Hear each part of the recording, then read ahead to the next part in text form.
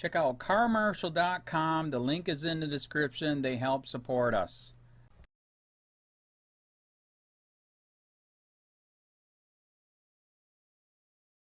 She is off to a bad start. She has illegally stopped answering our sunshine law request. This is not a good sign. This is a sign of big city corruption in small town. Punta Gorda's new police chief embraces challenge. By Jonathan Shoyes. Staff writer. Punta Gorda. Driving south over the Peace River Bridge into Punta Gorda not long ago, Sydney Davis turned to her mom, Pamela, and said, "Why don't we move here?" As it turns out, they did. Pamela Davis was named Punta Gorda Police Department's new police chief in November. Her hiring ended an exhaustive national search to replace its former chief, Tom Lewis, who was fired in the aftermath of a 73-year-old retiree's fatal shooting during a community demonstration. Davis, along with her husband, Scott, a retired police lieutenant, and daughter, Sydney, have been vacationing in Charlotte County for 2 years, staying with friends in Englewood before eventually buying a home. "We fell in love with the area," Davis said, noting she and Scott wanted to retire here.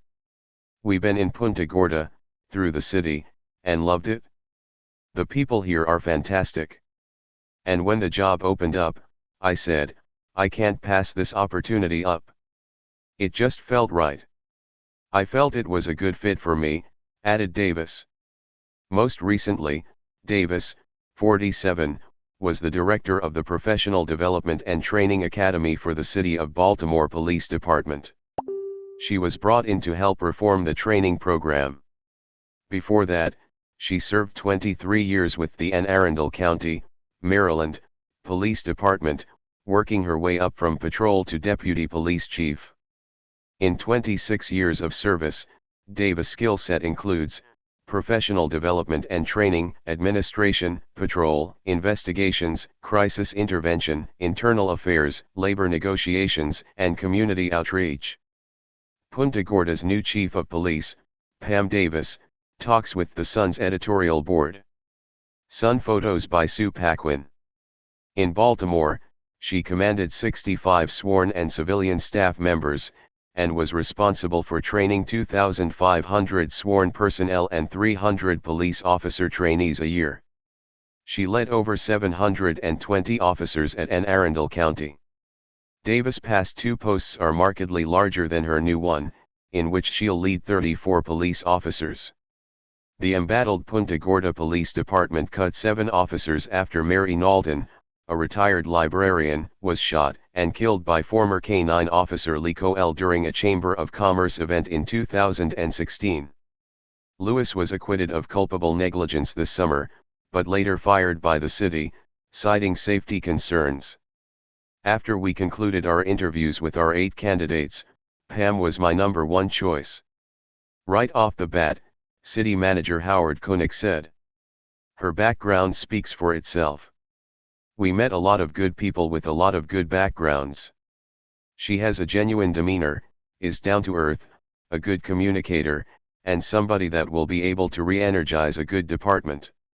In her new role, Davis will make $107,490 a year, a pay cut from her current job but close to the top of the pay scale at Punta Gorda. Today is her first day on the job. "There's just something about it, it's a hometown feel," Davis said, describing Punta Gorda. Davis sat down with Sun editors and reporters last week, days before she was set to lead her new department. The following is excerpts from that interview. Q. Before you applied, what did you know about the job vacancy and why it was created? A. I knew it was created because the chief had been fired as part of a tragic incident. Unfortunately, these type of critical incidents happen in police departments across the nation, right? As a law enforcement profession, we have to make sure these things don't happen. You have to put policies and procedures in place. You have to have training in place to keep these things from happening. And when mistakes are made, you have to acknowledge them and do everything you can to fix the mistakes. So the very first thing I'm going to do is get in there and look at the policy and make sure we have a policy in place that has safeguards. In other words, I'm going to have safety plans, safety officers anytime we have a training program. This type of thing should never happen. Q. On your resume, it says you organized programs like shoot/don't shoot. It's never wise to armchair quarterback, but if you look at the Nalton incident and the programs you coordinated, what may you do differently moving forward?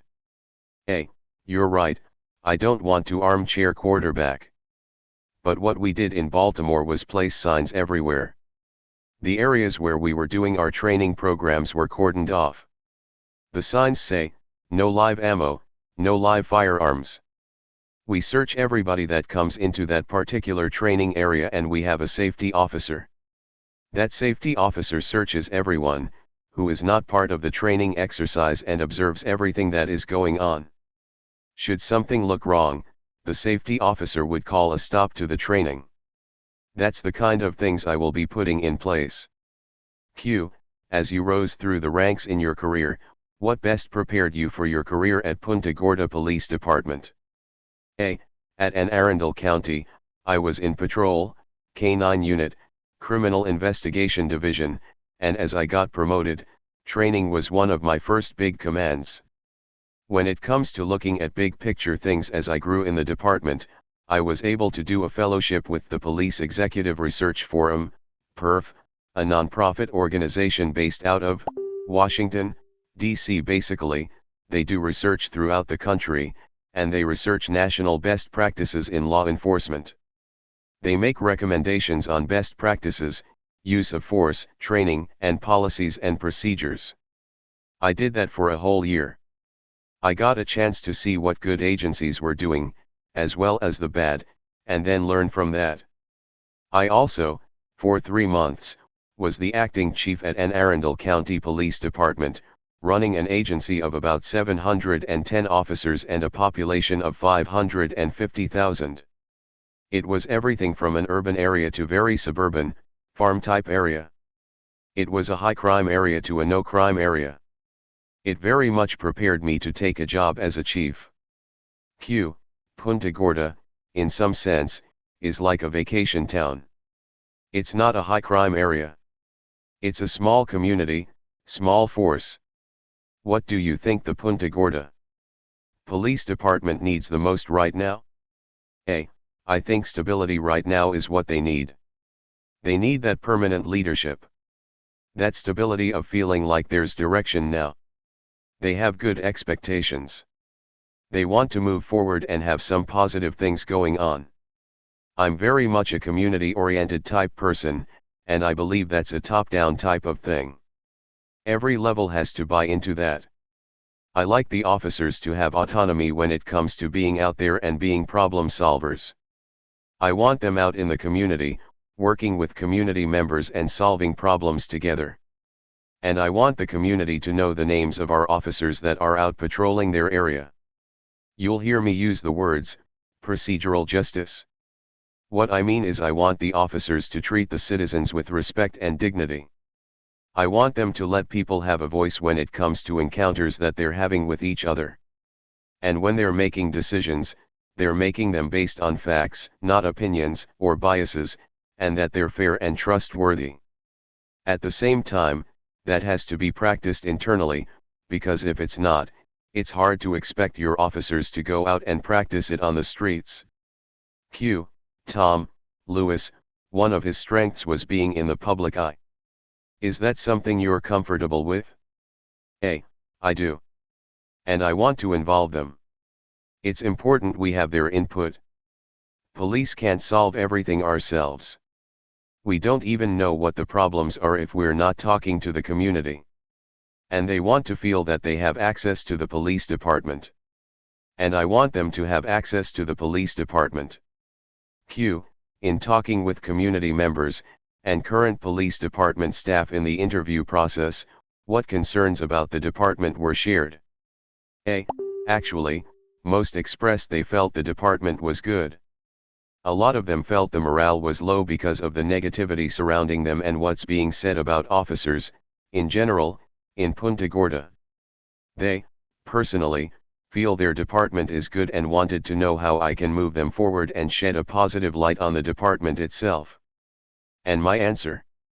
I really want to use social media to make Punta Gorda more visible. I want to use Twitter and Facebook to communicate more about what we're doing as a police department. Baltimore Police Department has had its share of internal struggles over the years. How has your time in Baltimore shaped your leadership ability moving forward? A. It's made me grow a lot. The first thing I noticed was the talent in Baltimore. They had very dedicated officers there, particularly at the training academy. They were starved for training and wanted to be better. And what happened was they weren't getting trained, and were out there making a lot of mistakes on the streets. And when I come in here, and do my assessment, I may find morale is low. Through autonomy, you start to ask officers what they would do in a situation, and let them come up with the good idea. Who is going to have a better shot of coming up with a program, or a strategy, or have better buy-in? The officer. And if he involves the community, does the community have the buy-in at that point? I think so. What's the first thing you're going to do when you start? A. Meet with the leadership team. I want to get my expectations out there pretty quickly. I've been talking to Interim Chief Jason Chisquini off and on this whole time. And he's been great. He's helped this transition go smoothly. Email jscholes@sun-herald.com. Punta Gorda's new Chief of Police, Pam Davis, talks with the Sun's editorial board. Sun photo by Sue Paquin.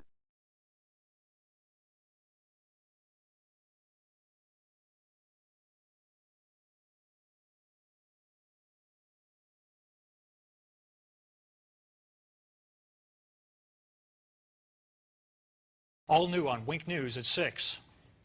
The chief has been doing a PR campaign about, I'm open, I'm honest, anything you want to talk about.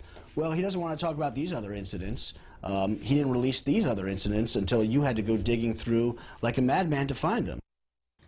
Wink News pushes to get memos from the Punta Gorda Police Department about Lee Cole, the cop who shot 73-year-old Mary Knowlton during a shoot, don't shoot citizens demonstration back in August. These are memos that have never been made public before. And tonight we'll tell you about the memo from an officer who trains other cops witnessing Lee Cole making what she basically calls a wrongful arrest. Wink News investigative reporter Dave Colbreth has the exclusive.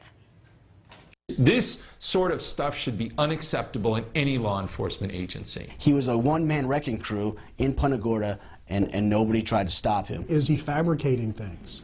Is he making things up just to make the arrest? 3 longtime Charlotte County attorneys, all who have also been prosecutors in their career, read this memo about an arrest made by Lee Cole, which the Punta Gorda police never released until Wink News spent a great deal of effort and hundreds of dollars. Just shows that the Punta Gorda Police Department was hiding this stuff. Every news agency in the country was asking for these type of documents. The memo really hit home for Steve Leskovich because it was about his client, Jacob Hill. You always hear about corruption, but then to actually read it and know that it happens to someone you know is actually quite disheartening. On June 23, 2015, Officer Bonnie Buckaloo sent this memo to the Punta Gorda Police administrators. They knew roughly 8 hours after this arrest. Buckaloo, along with another officer, came upon Lee Cole, who had pulled Hill over for driving the wrong way on this one-way street. First, Cole had his dog sniff around the vehicle for drugs, but it did not detect any. After that, Cole said that he was changing hats and now going to try for a DUI. He's fishing for something. Buckaloo also wrote that Cole did not ask any of the related DUI questions and that she did not observe anything that would indicate an impaired driver. Falling over, stumbling, no odor of alcohol, no bloodshot, watery eyes. None of that information is written anywhere in any of the reports. Buckaloo summed it up by writing that Cole performed the requested sobriety exercises without any notable concerns, and that he probably should not have been placed under arrest. It's shocking to read an officer's report that says another officer was seeking or finding a reason to make an arrest. Why is he even arrested? Apparently, that's also what people in the state attorney's office wondered, because Wink News obtained these documents from them, where a prosecutor writes, "I do not see how there was enough for a DUI arrest, and if that's out, then there's no probable cause to search." I would bet $1,000 the state attorney had no idea that there was another officer on scene who believes that this was a false arrest. So, the state attorney's office started playing Let's Make a Deal and said it would drop 5 of the 7 charges, including 2 felonies and the DUI. DUI getting dropped? Almost never. I mean, it is a very, very rare circumstance. I can count on one hand how many times a DUI has been dismissed prior to charges being filed. This is one of them. When the state attorney's office offered to drop most of the charges, Jacob Hill pled to minor possession of weed and got out of jail immediately. He pled to those because he was in jail for 35 days and he needed to get out. Who's not going to take that? Wink News talked to Jacob Hill, who lost his driver's license for a whole year, his apartment, and his job. And now when he's looking for employment, what shows up on his background? A DUI. Who the heck's going to hire somebody with that kind of record? So, what did the Punta Gorda police do about this memo? It said it was successfully prosecuted with the means of a plea. And I have to tell you this. Any department that defines this as a successful prosecution, they should all resign. Without asking, the Punta Gorda police also gave us emails saying things like, "Buckaloo seems to have an obvious dislike for Lee Cole," stating to other officers that she refuses to acknowledge him or back him up on traffic stops. She's one of their current own. She's part of the blue line. You don't cross it. She crossed it. Would he have taken that plea had you known about this email, this memo? Absolutely not. When I talked with Jacob Hill, he said he came down here because he's a roofer and needed to work year-round. Well, after all this, he said no one would hire him, so he had to go back to northern Minnesota, and he said, try making a living there doing roofing in the winter. When we asked the Punta Gorda police for an interview, we were told the chief will not be providing an interview on the memo you referenced, continuing the public discussion of Officer Cole's work product prior to the conclusion of both FDLE's investigation and our own internal investigation is unfair and possibly improper on our end. That memo, as well as last night's story regarding those other memos, are on our website at winknews.com. Dave Culbreth, Wink News Now.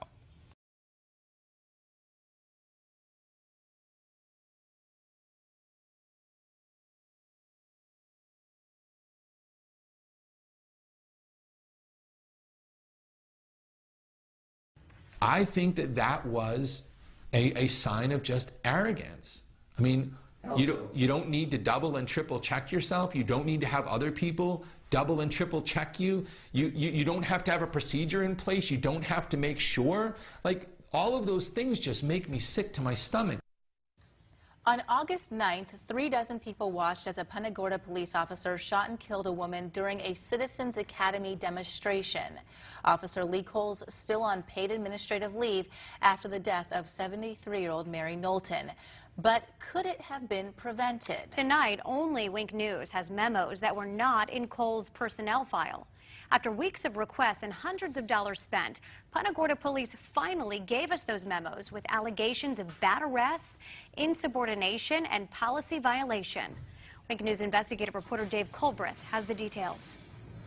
Nobody should be running around this town with a gun and a badge with these type of allegations against them. No self-respecting law enforcement agency that I've ever encountered should be tolerating this kind of behavior. Those are 2 longtime Charlotte County attorneys. Both of them were shocked when I showed them these memos obtained by Wink News after the Punta Gorda police fought hard to prevent us from getting them. Just shows that the Punta Gorda Police Department was hiding this stuff. Every news agency in the country was asking for these type of documents. These new memos show Lee Cole's problems with the Punta Gorda police. But Cole's problems started in his rookie year with the Miramar police, where he was involved in 2 internal affairs investigations. This one, where he yanked a man out of the back of his cruiser. After just 1 year, Cole was forced to resign. He then applied for jobs at over 24 police agencies near Miami. Wink News obtained Cole's application files from most of them, who turned him down. So he then redirected his efforts to Southwest Florida, where the only agency interested in him was Punta Gorda. It was a year after he left Miramar when Cole was hired by Punta Gorda. Miramar got it right. The other 25 police departments that refused to hire him got it right.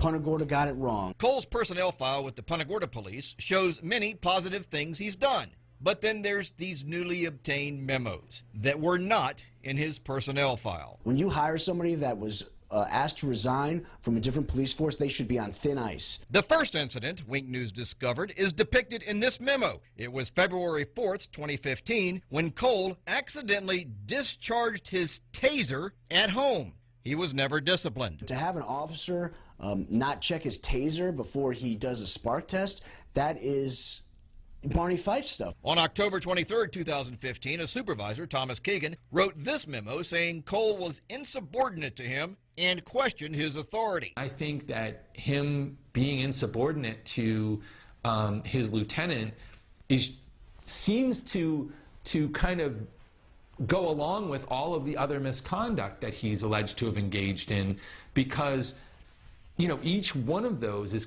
kind of him being arrogant. Then exactly 1 week later, Cole saw a man riding his bicycle at night without a light. The man wouldn't stop, so Cole sicked his dog on him. But Wink News has now learned from this email that there was what was called a community initiative in place, where officers were supposed to give warnings and free bicycle lights to people instead of arresting them.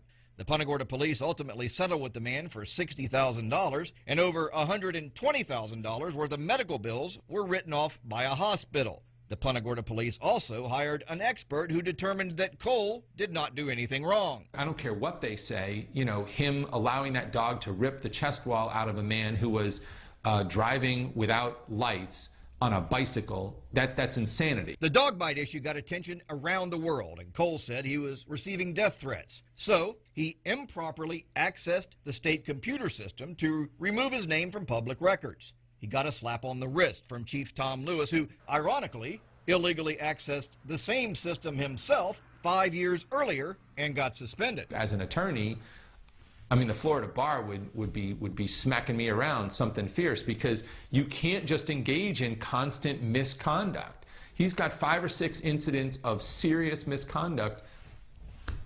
He's still a cop. We asked Punta Gorda police officials for an interview about this story, and we were told, quote, "The chief will not be providing an interview on the memos you referenced. Continuing the public discussion of Officer Cole's work product prior to the conclusion of both FDLE's investigation and our own internal investigation is unfair and possibly improper on our end." Now, after all of that, that's not the most egregious things these attorneys say Lee Cole has done. That involved a wrongful arrest. We'll have that tomorrow night in part 2 of this story. Dave Culbreth, Wink News Now.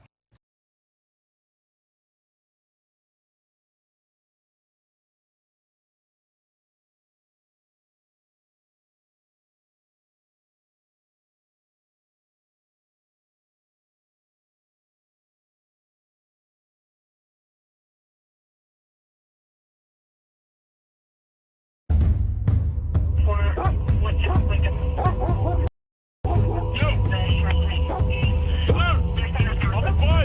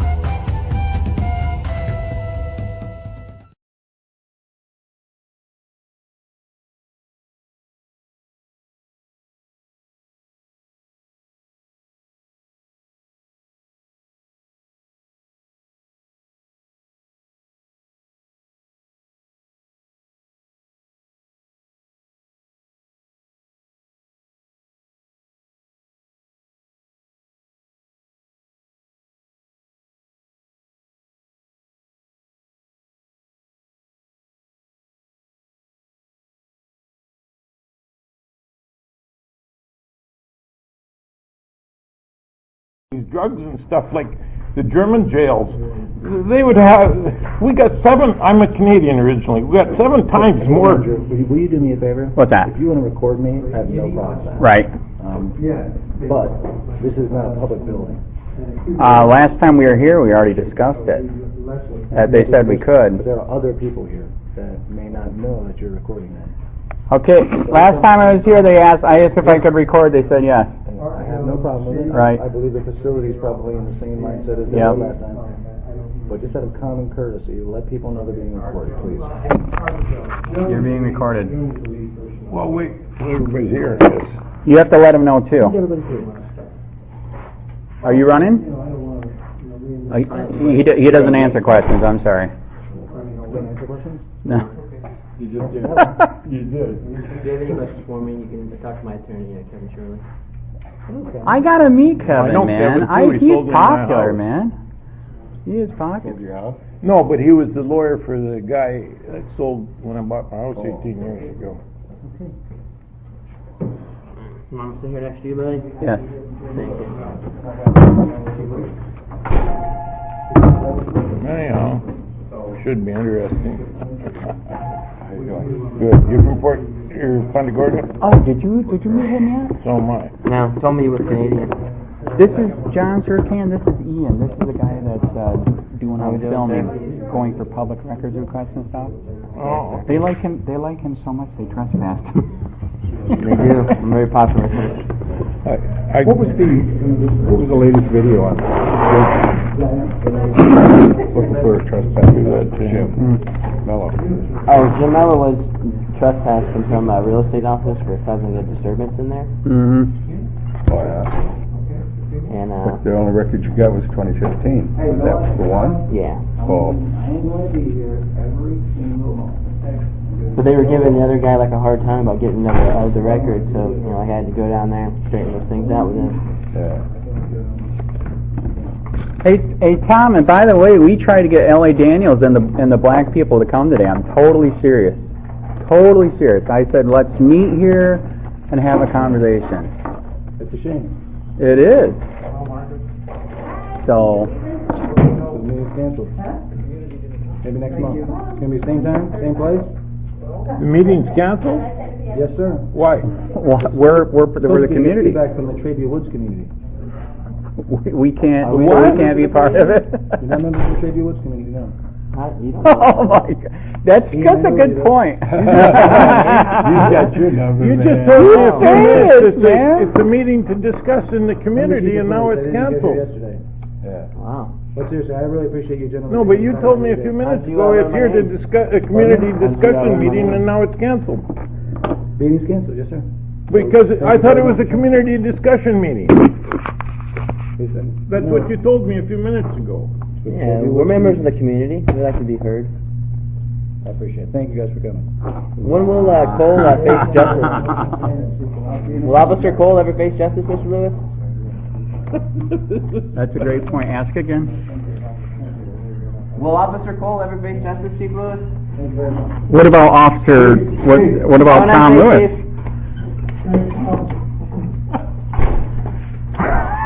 So what do you want to do? Go for coffee? Let's not waste the time. I'm shocked too, man. He just told me that you're going to have a meeting, right? And I says, what is it about? And he says, it's just a community to discuss things in the community. Right, he wasn't specific on which community, though. Yeah. Yeah, that's crazy. But he community. Exactly. I says, what is it, about? And I says, well, that's great. That's what we should have. It ain't worth it. Okay. Once they've got their mind made up. All right, so what do you want to do? Let's not waste this. You want to do coffee somewhere or what? Sure. Harry, where's the closest place for coffee? We could have just used this community center. We don't have to have anybody here. I can't. That's what I can't figure out. This is a public place. Mm-hmm. Why do you don't even need any kind of permission to Right. film? I don't understand that. He's supposedly saying I do have the right to film, but I'm supposed to let everybody know. Don't believe that's true in Florida.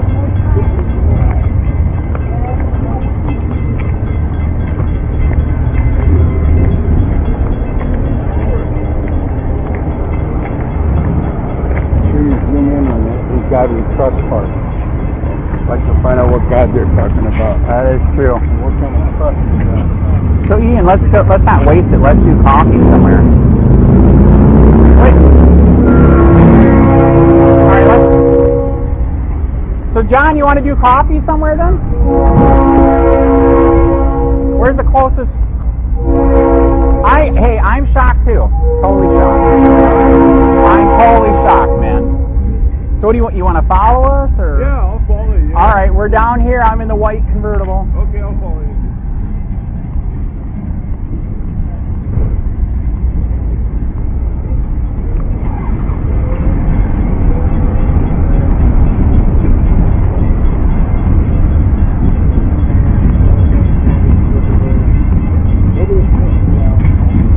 So where do you want to go for coffee? Let's not waste it.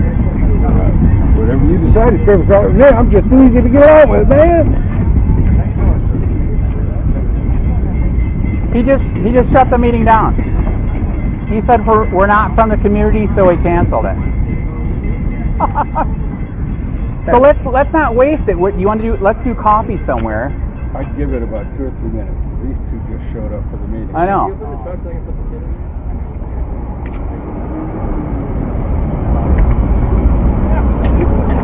Well, now 2 black people just showed up from the community, so are they going to have a meeting? I know, that's why he said maybe wait a minute. Oh, have you ever seen anything like that? Yeah. Oh yeah. Oh, all right. Oh yeah.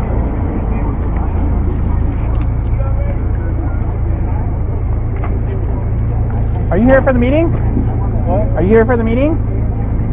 Hey, I think we got a meeting, man. We got another one. Yep. Your door.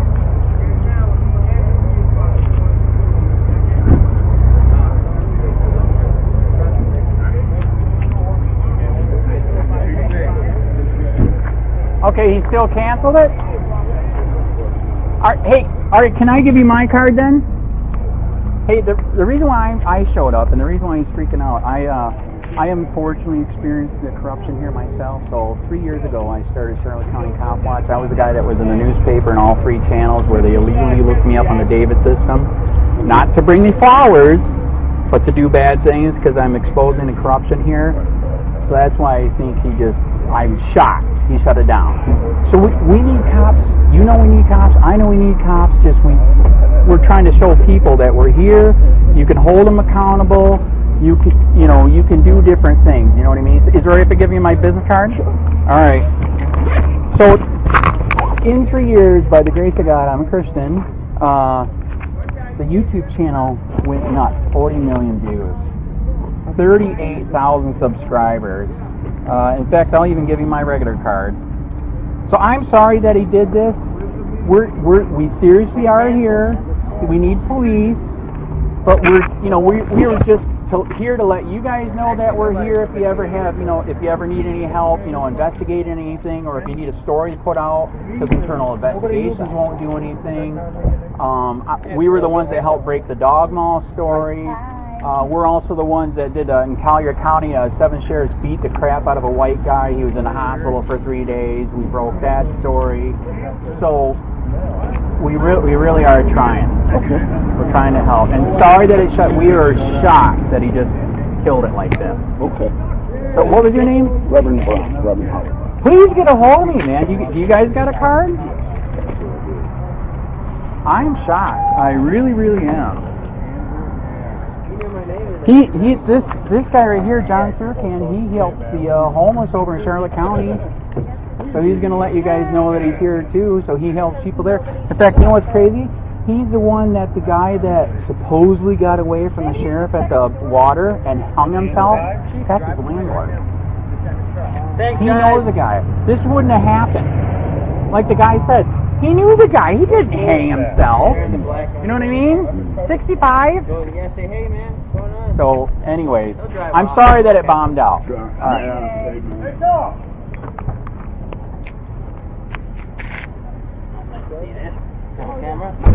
Oh, are we filming?